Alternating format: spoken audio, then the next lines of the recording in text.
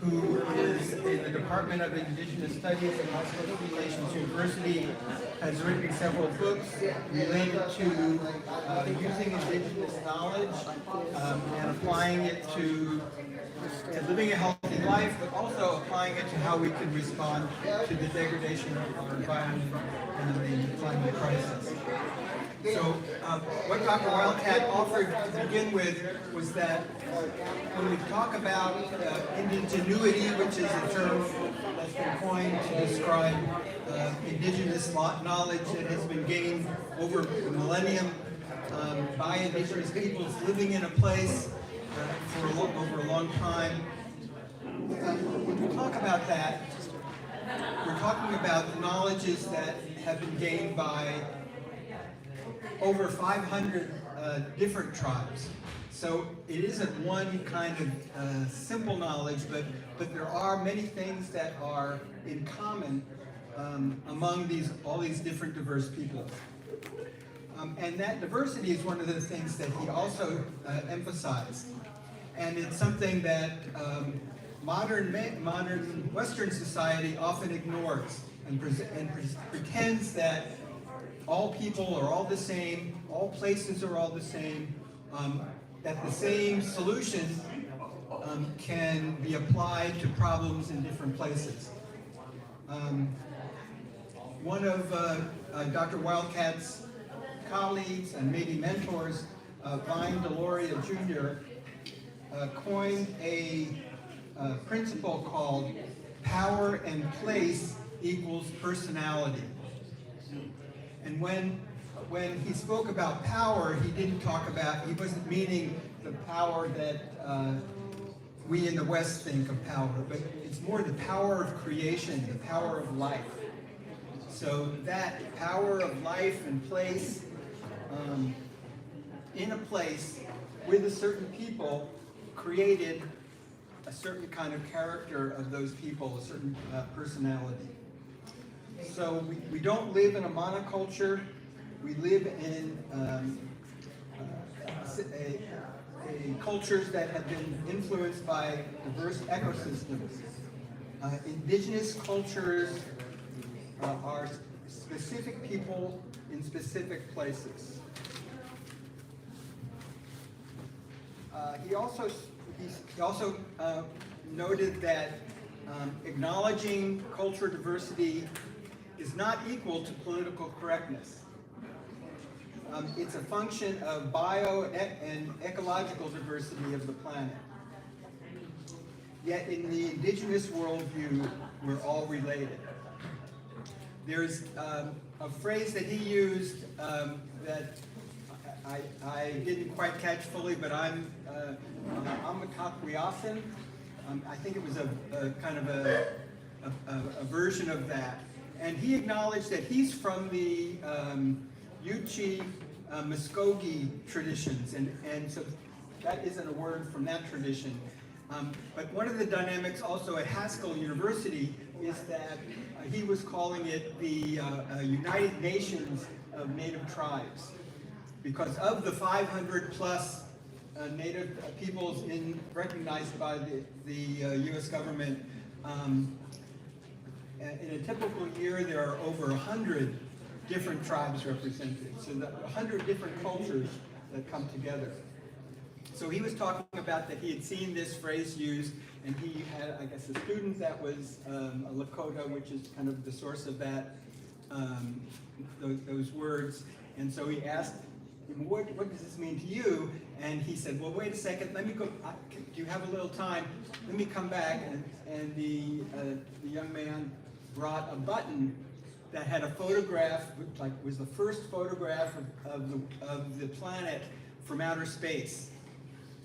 And so he said, this is what it means. It means respecting life from the whole planet, that we all are on one planet and we're all interconnected.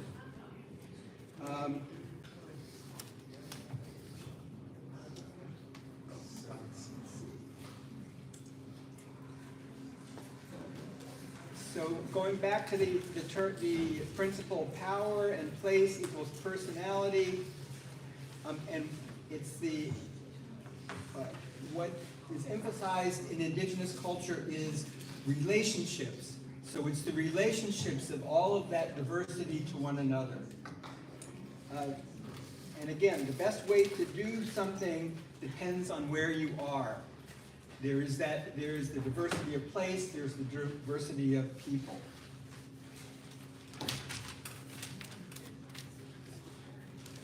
We live in a deeply relational world. Actually, I'm on a board that does interfaith dialogue and peacemaking work in Israel and Palestine. And we work with people and we work with Palestinians, and we work with Israelis, Jews, Christians, Muslims. And one of the dynamics is living in a Western culture where we have lots of rational kind of systematic ways of dealing with things and documenting things and doing things. In that part of the world, it's much more focused on relationships. And it's also, when you're talking about peace, it's much more focused on the peacemaking is about relationships between people. And so this is also, I'm thinking, a characteristic of natural characteristics of indigenous people. And maybe though we have forgotten, it's just part of a sort of hardwiring of life, that we are all relational. And the indigenous people would say that we are related to the earth, or the land, the air, the water, the plants, the animals. We don't just live among natural resources, we live among natural relatives. The earth, the air, the water are all full of life, and they are all relatives. He kind of offered the analogy that if you are in a family, and if the only time some of your family members sees you is when you come there asking for money or asking for a handout, that you may find the door closed. And so we also often talk in the Western world of inalienable rights. And he suggested that what we need to be thinking about is inalienable responsibilities as human beings for the rest of the planet.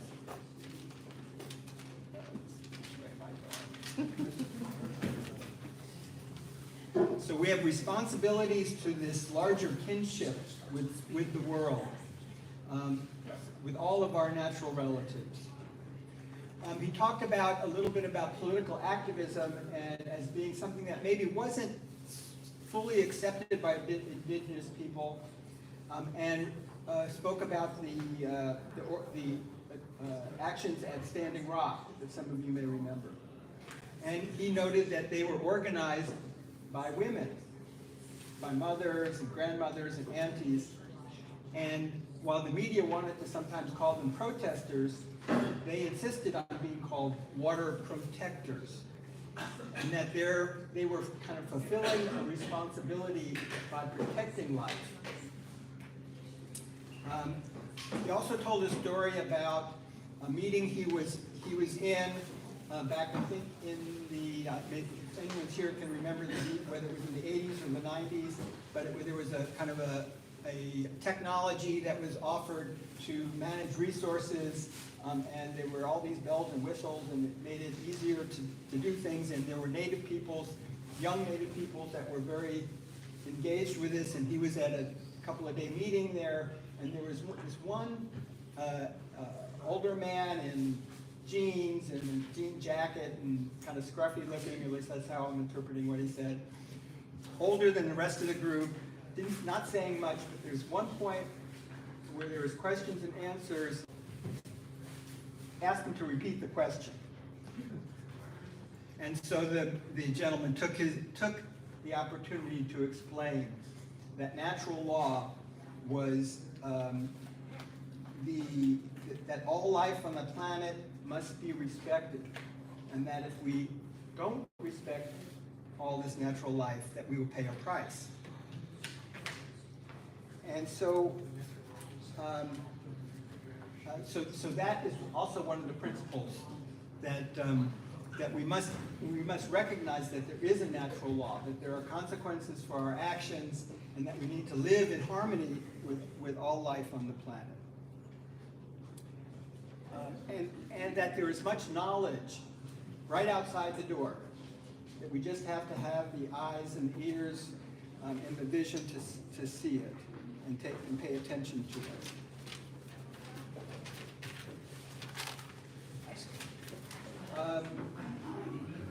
He also commented on how nature is therapeutic, that being in nature is healing, that he commented on some people he knew that found great help when they were in difficult times in therapies like equestrian therapy with horses and being around living things.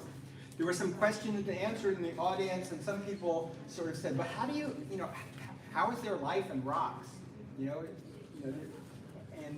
But he insisted, or he kind of said, "Yes, there is life in rocks," and he asked if that rocks will speak. Or he said, "Rocks will speak to you," and the person said, "Well, he said she'd never heard it, rocks speak to her," and then he said, "Well, have you ever listened?" So that all beings are part carbon was another kind of relation. We share that with all these other beings, and that you can kind of see this on two levels. On the spiritual level, that there is a spirit in rocks, and there is power and life in rocks and all creation.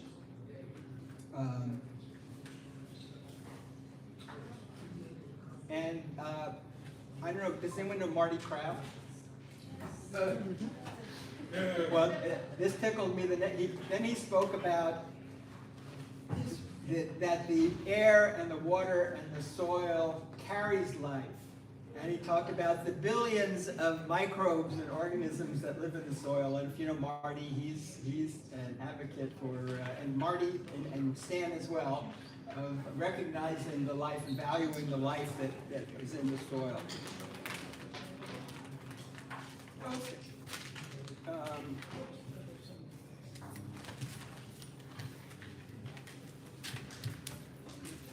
I'm sorry, this just happened yesterday. I didn't prepare a talk, I just highlighted some of my notes. So again, one of the principles of indigenous wisdom is that we live in this relational practice of living that and recognizing that. And for example, he talked about when he was he's worked as a professor or a dean at Haskell University for over 40 years, and at one time he was the dean, and he was younger, having some challenges, and he was connected with a Cheyenne medicine man, and I think the Cheyenne man asked him, "What do you do in the morning?" And he, talked about when he gets up, washing his face, and so forth. And he said, "Well, when you first encounter the water, do you thank the water?" And he said, "Well, no." And so he said, so that was a habit that he began, to remember to thank the water in the morning when you first have your first drink, or your first you wash yourself. And we could do that with the air, and when we stand on the earth, and when we look at all of our relatives, to remember to thank them and to get to know them. Now, we don't have much time, but I'll just describe an activity that he did we had small groups at the workshop, and he asked people to brainstorm words that they associate with land. And people came up, "Well, let me ask you, what's a word? Call out a word that you associate with land or with earth." Property. Soil. Mountains. Life. Trees. Microbes. Foundation, source. And then he asked the groups to create a sentence using at least a few of the words and the sense of the other of the words. And so people came up with their own kind of story about land. And then and told us that in a longer workshop he would have the groups do that for water and air as well. I will close with just a little bit more. One of the things he said that it's a heavy lift for Western society to really live a relational life and to live and recognize that all the other beings in the land, the air, the water are relatives, and to live a life where that is the case. And then he quoted a Polynesian elder, and he said that this person said that lessons that oceans have taught my people, is not that about fixing things, but it's about healing relationships. And then I will just end with sharing a poem that Dr. Wildcat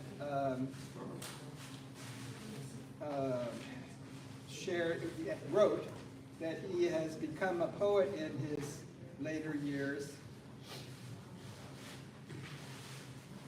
And so the poem goes, bounty surrounds us, much ugliness too. Our wise ones tell this, both are real, but only one is true. The question is, which one defines you? There are many paths one can follow. Some are filled with light, some are shadowed in darkness. Even in broad daylight, our choices matter, the ancient ones say. For in this world, our paths are entangled. Darkness is always at play and survives to get in our way, to hold sway over our lives. So what can we do with the ugliness around us? When we live in beauty, we fight for the power of truth. Never with lies, we stand with beauty, because the just war often becomes just war. And with the truth in mind, the ancient ones teach, in this world of time and space, we live our lives most fully when mindful of power and place. Always remember, ugliness grows when we forget. Beauty surrounds us.